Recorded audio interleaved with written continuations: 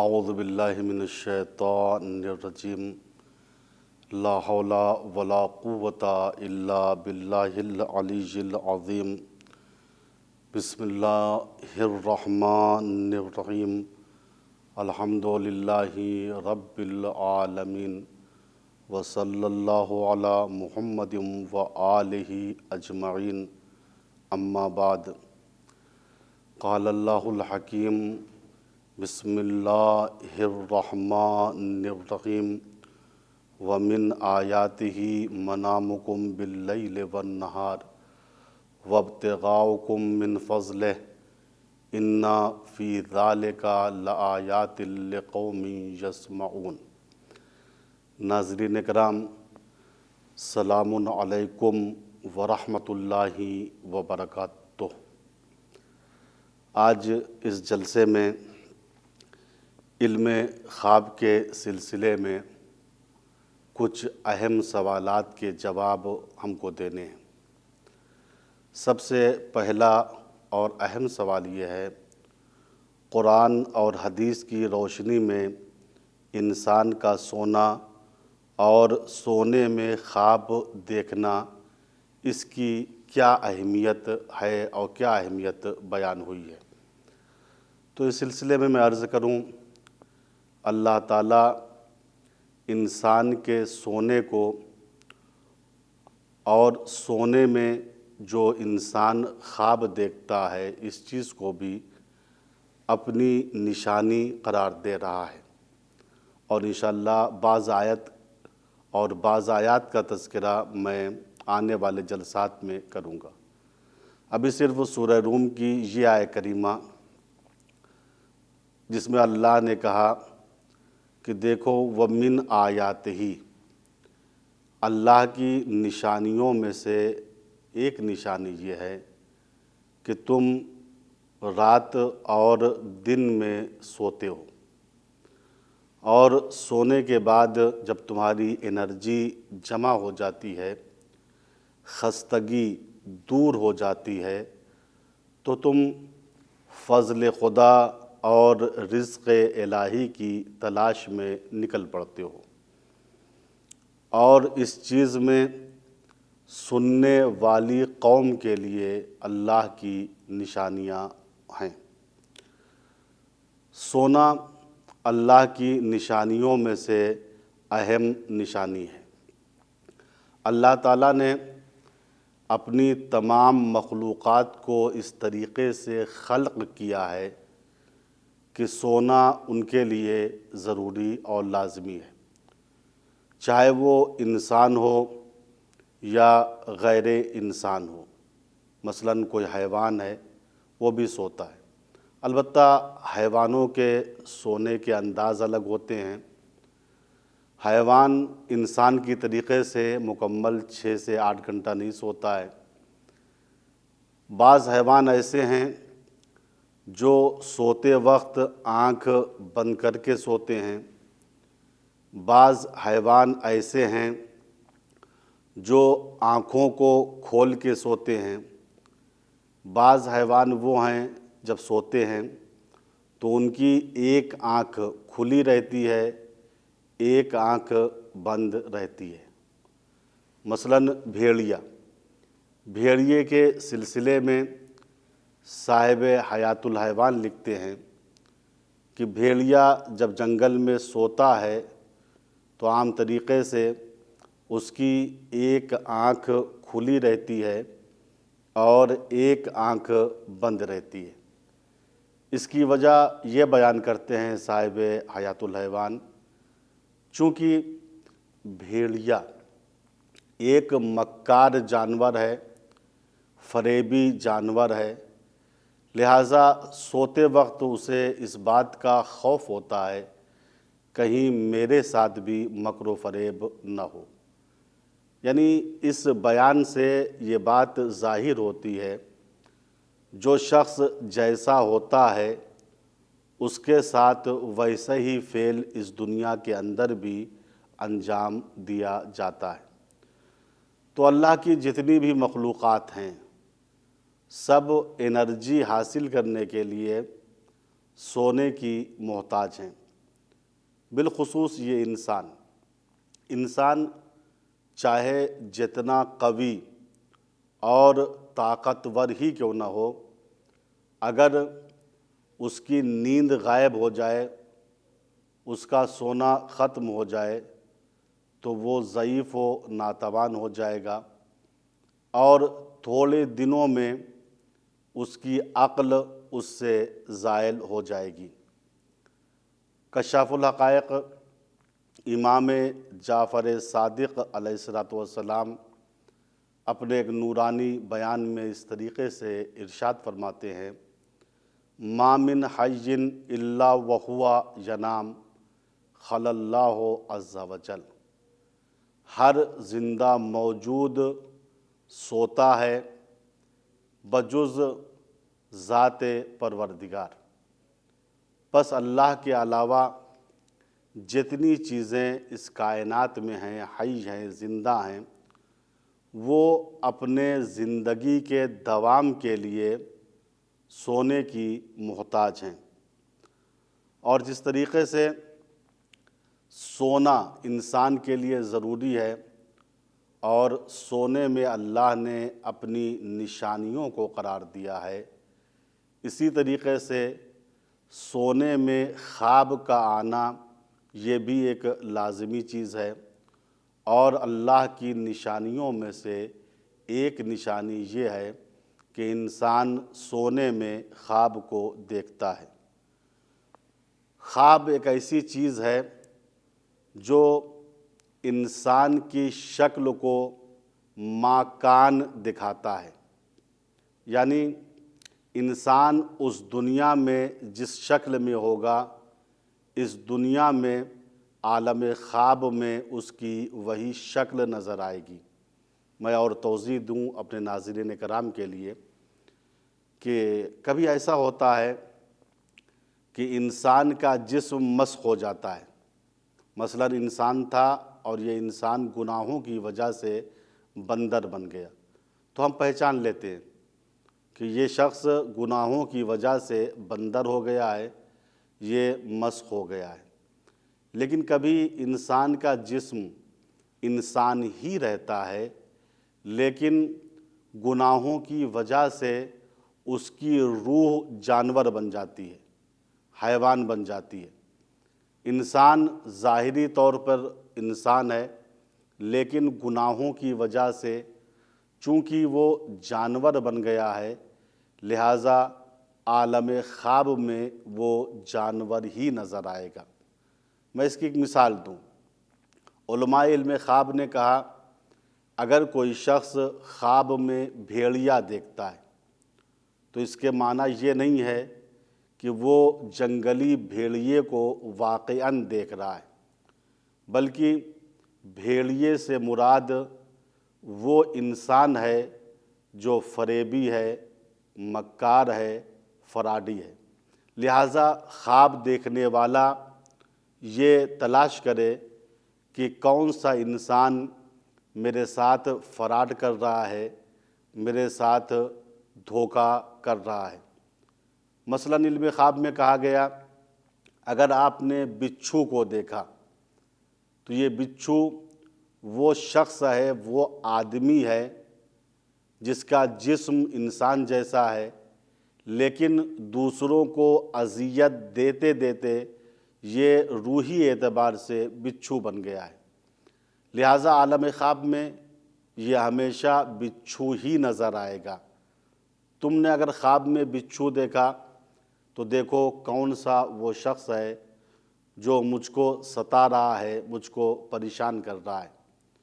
عالم خواب میں اگر ہم نے کتے کو دیکھا تو یہ وہ کتا نہیں ہے جو بھونکتا رہتا ہے، سڑکوں پہ چلتا اور ٹہلتا رہتا ہے، بلکہ یہ انسان کا وہ ساتھی ہے جو ذلیل و رسوا ہے، جس کی حرکتیں کتوں جیسی ہیں، اس کی روح مسخ ہو گئی ہے۔ غرض خواب انسان کی شکل کو کماکان و ماکان دکھاتا ہے، یعنی جو حقیقی شکل ہے وہ عالم خواب میں انسان کے سامنے مجسم ہو جاتی ہے۔ خواب کسی نہ کسی راز کو انسان کے لیے کھولتا ہے۔ سچا خواب انسان کے لیے میسج ہوتا ہے کہ آنے والے زمانے میں تمہارے ساتھ کیا ہونے والا ہے، تم آرام کی زندگی بسر کرو گے یا تم پریشانیوں کے ساتھ رہو گے۔ چونکہ سچا خواب انسان کے لیے رازوں کو کھولتا ہے، لہٰذا بے تفاوت ہو کر ہم علم خواب سے گزر نہیں سکتے ہیں۔ بقدر ضرورت ہمارے پاس علم خواب کا ہونا بہت ضروری ہے، اور قرآنی، تفسیری، تاریخی اور روایی اعتبار سے بھی انسان کے خواب کی بڑی اہمیت ہے۔ یعنی قرآن نے بھی انسان کے خواب کو اہمیت دیا ہے۔ حدیثوں میں بھی کہا گیا ہے جب کوئی خواب دیکھو تو دقت کرو، غور کرو، اس کی حقیقت کو سمجھو۔ تاریخ اور تفسیر میں بھی خواب کی حقیقت کی طرف متوجہ ہونے کی طرف اشارہ ہے۔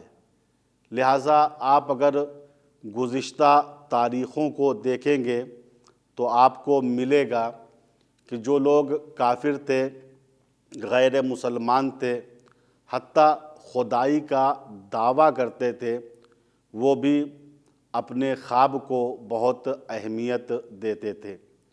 مصر و روم و ایران میں زمانے گزشتہ میں جو حکام ہوتے تھے، بادشاہ حضرات ہوتے تھے، وہ اپنے دربار میں علم خواب کے دانشمندوں کو ضرور رکھتے تھے۔ جب وہ کوئی خواب دیکھتے تھے تو اپنے خواب کو دانشمندوں کے سامنے بیان کرتے تھے، اور اگر ان کا خواب سچا ہوتا تھا تو وہ اپنے خواب پر عمل کرتے تھے۔ اگر میں یہ کہوں تو غلط نہ ہوگا کہ خوابوں کی بنیاد پر جو حادثات نمودار ہوئے وہ آج تک تاریخ میں محفوظ ہیں اور ہمارے لیے باعث عبرت ہیں۔ فرعون جیسا شخص جو خدائی کا دعویٰ کرتا تھا، اس نے صرف ایک خواب کی بنیاد پر 70,000 بنی اسرائیل کے بچوں کو قتل کیا تھا۔ انشاءاللہ اس خواب کو آنے والے جلسات میں تفصیل کے ساتھ بیان کروں گا۔ تاریخ مصر و روم و ایران و چین میں خواب کی بڑی اہمیت تھی۔ جو شخص سچا اور واضح خواب دیکھتا تھا اس کا بڑا احترام کیا جاتا تھا۔ یونان و مصر میں خواب دیکھنے کے لیے معبدوں کی تعمیر ہوئی تھی، یعنی ایسی جگہوں کو بنایا گیا تھا جہاں لوگ جا کر سوتے تھے، خواب دیکھتے تھے، اور جو خواب دیکھتے تھے اسی اعتبار سے اپنی زندگی کو منظم کرتے تھے۔ تاریخ بتاتی ہے یونان و مصر میں جو معبد بنے تھے، جب کوئی بچہ سن جوانی کو پہنچتا تھا تو اس بچے کو انہی معبدوں میں سے ایک معبد میں سلایا جاتا تھا۔ مثلاً 1 مہینے تک وہ بچہ جو خواب دیکھتا تھا، خواب دیکھنے کے بعد اس کو یاد رکھتا تھا، اور جب 1 مہینے کے بعد وہ معبد سے نکلتا تھا تو تعبیر خواب کے دانشمند کے پاس جاتا تھا اور اپنے 1 مہینے کے خوابوں کو بیان کرتا تھا، اور وہ دانشمند پھر اس بچے سے بتاتا تھا تمہارے خوابوں کی تعبیر یہ ہے، اگر تم نے اس زندگی کے شعبے میں قدم رکھا تو خسارت اور نقصان میں رہو گے، اور اگر تم زندگی کے اس شعبے میں قدم رکھو گے تو تم کامیاب رہو گے۔ لہٰذا وہ دانشمند یہ بھی اس خواب دیکھنے والے کو بتاتا تھا کہ تم کیا کام کرو اور کیا کام نہ کرو۔ اب میں اپنے ناظرین کرام کے لیے ایک اہم سوال کا جواب دینے جا رہا ہوں کہ اصل میں اگر دیکھا جائے کہ تاریخی نقطۂ نظر سے علم خواب کی شروعات کب سے ہوئی؟ کیا جب جناب آدم علیہ السلام اس دنیا میں تشریف لائے تھے اور سوئے تھے تو آپ نے فوراً خواب دیکھ لیا تھا؟ یا جناب نوح علیہ السلام جب اس دنیا میں آئے اور سوئے انہوں نے خواب دیکھا؟ تو اس سلسلے میں میں عرض کروں کہ خواب دیکھنے کی شروعات کب سے ہوئی اور خواب کی تعبیر کی شروعات کب سے ہوئی، یعنی یہ علم خواب انسانوں کے پاس کب سے آیا؟ بعض اہل نظر نے لکھا تاریخی نقطۂ نظر سے علم تعبیر خواب کی شروعات حضرت عیسیٰ علیہ السلام کی ولادت سے 4000 سال پہلے ہوئی۔ مصر اور یونان میں تعبیر خواب کی شروعات جناب عیسیٰ کی ولادت سے 2000 سال قبل ہوئی، اور کشور چین میں تعبیر خواب کی شروعات سن 16 عیسوی سے ہوئی ہے۔ 16 عیسوی میں اصل میں ہوا یہ تھا، شیو آنگ نام کا ایک شخص تھا جس نے چینیوں کے لیے علم خواب کی ایک کتاب لکھی، جس میں اس نے بیان کیا کہ انسان خواب کیوں دیکھتا ہے اور خواب کس طریقے سے دیکھتا ہے۔ اگر ہم چاہتے ہیں کہ ہمارے خواب سچے ہوں تو ہم کو کیا کرنا چاہیے، اور تعبیر خواب کے اصول کیا ہیں۔ یعنی اگر کسی انسان نے خواب دیکھا ہے اور ہم تعبیر بیان کرنا چاہتے ہیں تو کن چیزوں کو مد نظر رکھ کے ہم کو اس کی تعبیر بتانی ہوگی۔ اصل میں معاملہ یہ تھا، چوانگ نام کا فلسفی، اس نے ایک شب خواب میں دیکھا کہ میں ایک تتلی ہوں، خوشی اور شادمانی کے ہمراہ کبھی ادھر اڑ رہا ہوں اور کبھی ادھر اڑ رہا ہوں۔ جب اس چوانگ فلسفی نے اس خواب کو دیکھا تو عالم خواب میں یہ بہت ہی مسرور تھا اور بہت ہی خوش تھا۔ اچانک اس فلسفی کی آنکھ کھل گئی۔ جب آنکھ کھل گئی تو اس نے دیکھا میں تتلی نہیں ہوں بلکہ میں تو ایک انسان ہوں۔ اب یہ سوچ میں پڑ گیا، اگر میں انسان ہوں تو ابھی سوتے میں اپنے کو تتلی کیوں محسوس کر رہا تھا؟ میں سوتے میں تتلی بنا ہوا ادھر سے ادھر پرواز کر رہا تھا اور خوش ہو رہا تھا۔ یہ اسی گہری فکر میں ڈوب گیا کہ آخر اصلی زندگی کون ہے؟ کیا اصلی زندگی یہ ہماری مادی زندگی ہے جس میں ہم گھوم ٹہل رہے ہیں، یا اصلی زندگی اور پائیدار زندگی وہ زندگی ہے جس کو میں نے عالم خواب میں دیکھا ہے؟ اور یہی ایک سوال ہے جو مدتوں سے لوگوں کے ذہنوں میں ہے کہ آخر یہ حقیقی زندگی کون سی زندگی ہے؟ یہ 70 و 80 سال کی دنیاوی زندگی ہے جس میں ہم کھاتے ہیں، پیتے ہیں، سوتے ہیں، جاگتے ہیں، مر جاتے ہیں، یا آخری زندگی کوئی اور زندگی ہے جس زندگی میں انسان کو مرنا نہیں ہے، وہ ہمیشہ ہمیشہ باقی رہے گا؟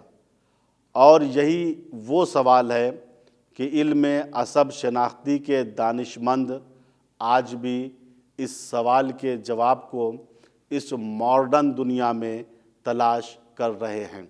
لیکن قرآن کریم نے آج سے 1400 سال پہلے اس بات کو ہمارے لیے واضح اور روشن کر دیا کہ حقیقی زندگی یہ زندگی نہیں ہے، حقیقی زندگی یہ دنیاوی زندگی نہیں ہے، بلکہ دنیا آخرت تک پہنچنے کا وسیلہ ہے۔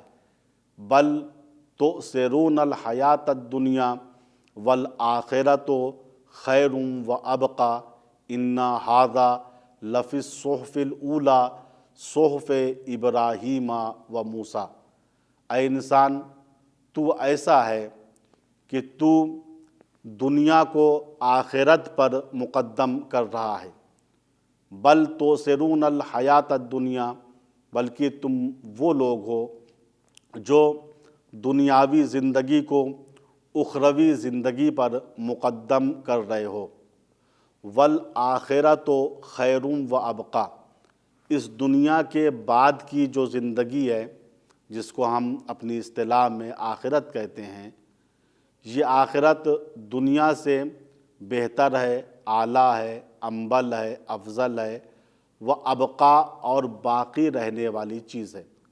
دنیا اور دنیا کی لذتیں ختم ہو جائیں گی، لیکن وہ لذتیں جو مرنے کے بعد ہم کو میسر ہوں گی، چاہے وہ جنت کی شکل میں ہو، آب کوثر کی شکل میں ہو، یا جنتی میووں کی شکل میں ہو، یہ لذتیں تمام نشودنی ہیں۔ پھر قرآن نے کہا ان ھذا لفی الصحف الاولی، اور یہ بات ہم نے، یعنی اللہ تعالیٰ کہہ رہا ہے، یہ بات ہم نے پہلوں کے صحیفوں میں لکھ دیا تھا۔ صحف ابراہیم و موسیٰ، ابراہیم کا صحیفہ اٹھاؤ، موسیٰ کا صحیفہ اٹھاؤ، توریت اٹھاؤ، انجیل اٹھاؤ، زبور اٹھاؤ، ہر ایک میں مل جائے گا کہ آخرت دنیا سے بہتر ہے، دنیا پست ہے اور آخرت باقی رہنے والی چیز ہے۔ لہٰذا عالم خواب میں جو ہم کو نظر آتا ہے وہ اس دنیا کی نشاندہی کرتا ہے۔ ہمارے ایمان میں عالم خواب میں جو چیزیں ہم دیکھتے ہیں اس کے ذریعے پختگی ہونی چاہیے تھی، لیکن ہم دیکھتے ہیں کہ ہم خواب بھی دیکھتے ہیں، آخرت والے بھی ہیں، لیکن اس کے باوجود ہمارے اندر ضعف ایمان ہے، ہمارا اعتقاد توحید ضعیف و کمزور ہے، ہمارا اعتقاد رسالت ضعیف و کمزور ہے، ہمارا اعتقاد قیامت بھی ضعیف و کمزور ہے۔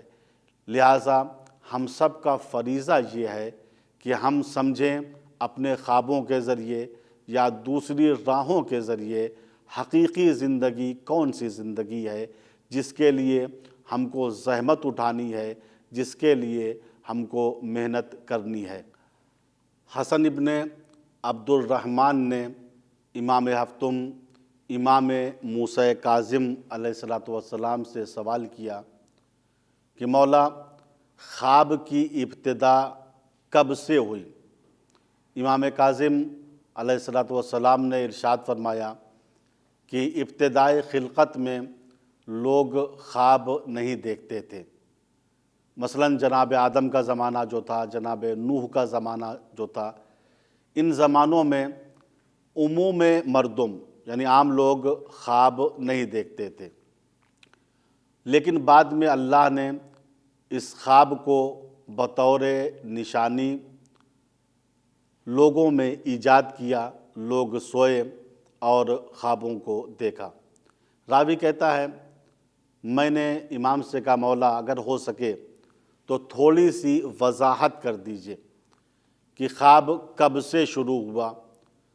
تو ساتویں امام نے فرمایا اے حسن ابن عبد الرحمن، سنو اس بات کو کہ ابتدائی خلقت میں لوگ خواب نہیں دیکھتے تھے، یہاں تک کہ اللہ تعالیٰ نے ایک نبی کو مبعوث برسالت کیا، ایک نبی کو ایک قوم کی ہدایت کے لیے بھیجا۔ یہ نبی قوم کی ہدایت کے لیے ان کے پاس پہنچا اور ان لوگوں سے کہا باطل خداؤں کی پرستش چھوڑ دو اور اللہ کو ایک مانو، اور اسی طریقے سے مجھے اللہ کا بھیجا ہوا رسول مانو۔ قوم نے کہا اگر ہم اللہ کو ایک مان لیں اور آپ کو اس کا بھیجا ہوا رسول مان لیں تو ہمارا پرافٹ کیا ہے، ہمارا اجر کیا ہے، ہمارا فائدہ کیا ہے؟ نبی نے کہا اگر تم میری بات مانو گے، میری اطاعت کرو گے اور اللہ کو ایک مانو گے تو اللہ تعالیٰ تم کو جنت عطا فرمائے گا، اور اگر تم میری بات کو نہیں مانو گے، میری مخالفت کرو گے، اللہ کو ایک نہیں مانو گے تو تم کو جہنم میں ڈال دیا جائے گا۔ اس قوم نے کہا یا نبی اللہ آپ یہ بتائیے جنت اور جہنم ہے کیا چیز؟ اللہ کے اس نبی نے جنت اور جہنم کی صفتوں کو بیان کیا کہ جنت ایک ایسی چیز ہے جس میں اللہ کی نعمتیں ہیں، جس میں پھل ہیں، فروٹس ہیں، اور ہر وہ چیز موجود ہے جس کے ذریعے سے انسان آنکھوں کی لذت یا زبان کی لذت سے اس کو چکھ سکتا ہے، اس کو لمس کر سکتا ہے۔ اور جہنم ایک ایسی جگہ ہے جو نہایت ہی خطرناک ہے، جس کے اندر آگ کے شعلے ہیں، انسان چلائے گا، چیخے گا، اس کے اوپر عذاب کے کوڑے برسیں گے۔ اس قوم نے کہا یا نبی اللہ یہ بتائیے جنت اور جہنم ہم کب جائیں گے؟ تو اللہ کے اس نبی نے کہا جنت اور جہنم ہم مرنے کے بعد جائیں گے۔ بس اتنا سننا تھا۔ اس قوم نے کہا پھر ہم آپ کو نبی مانتے ہی نہیں ہیں، چونکہ ہم دیکھتے ہیں کہ ہم لوگ جب مر جاتے ہیں تو تھوڑے سے عرصے کے بعد ہماری ہڈیاں منتشر ہو جاتی ہیں، ہماری ہڈیاں بھی خاک میں مل جاتی ہیں، اور آپ یہ کہہ رہے ہیں کہ مرنے کے بعد ہم کو جنت ملے گی اگر ہم نے اطاعت کی، مرنے کے بعد ہم کو جہنم نصیب ہوگا اگر آپ کی ہم نے مخالفت کی اور اللہ کو ایک نہیں مانا۔ ہم کیسے آپ کی بات کو مانیں؟ حالانکہ ہم دیکھ رہے ہیں نہ مال کے اعتبار سے آپ ہم سے افضل ہیں، نہ عزت و اقبال کے اعتبار سے آپ کو افضلیت حاصل ہے، نہ آپ کسی مشہور خاندان سے متعلق ہیں۔ قوم نے نبی کی تکذیب کی، قوم نے نبی کو جھٹلایا، نبی چپ رہے، قوم والے واپس آ گئے۔ جب رات میں قوم کے لوگ سوئے تو عالم خواب میں انہوں نے اس دنیا کا معائنہ کیا، جنت کو دیکھا، جہنم کو دیکھا۔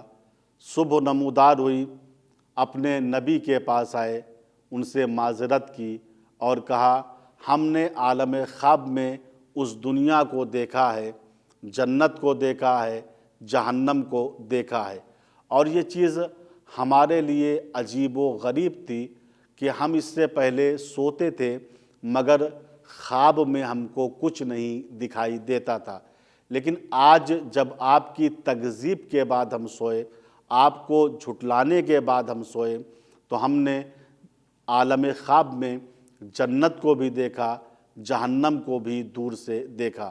اللہ کے اس نبی نے کہا خداوند متعال نے تمہارے لیے حجت کو اس خواب کے ذریعے قائم کیا ہے، اب تم سمجھ لو، اب تم جان لو۔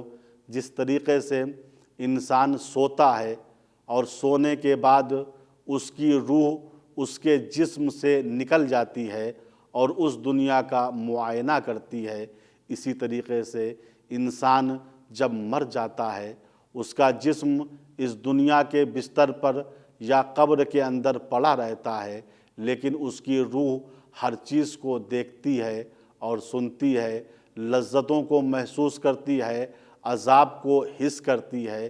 یہ اللہ نے تمہارے لیے حجت کو قائم کیا ہے، چونکہ یہ انسان کا سونا بھی مرنے کے مانند ہے۔ بس اتنا سننا تھا۔ قوم کے تمام لوگ نبی کا سچے دل سے کلمہ پڑھنے لگے اور انہوں نے اللہ کو ایک مان لیا۔ والسلام علیکم ورحمۃ اللہ وبرکاتہ۔